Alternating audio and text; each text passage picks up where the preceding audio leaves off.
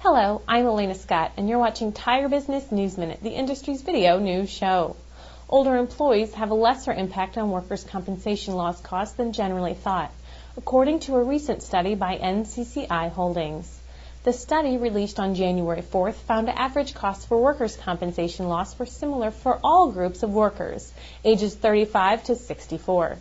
However, medical and indemnity claims severity for workers ages 45 to 64 was more than 5% higher for workers in the 20 to 34 age range.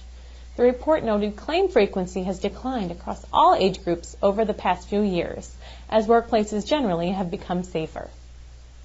Meanwhile, a study by Liberty Mutual Group claims the 5 leading causes of workplace injuries drive nearly 72% of the nation's direct workers' compensation costs. Overexertion, or injuries caused by lifting, pushing, pulling, holding, and carrying, top the list, causing businesses $12.5 billion in direct annual expenses and accounts for more than 25% of the national burden. And finally, Bridgeport, an Italian company that produces tire valves and other products, mainly for the European market, intends to expand its footprint in North America with the opening of a U.S. division.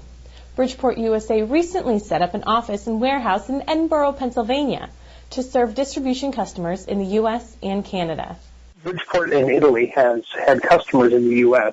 and supplied them directly, but this is the first time Bridgeport's had a presence here in the U.S. directly in order to be a master distributor for those companies.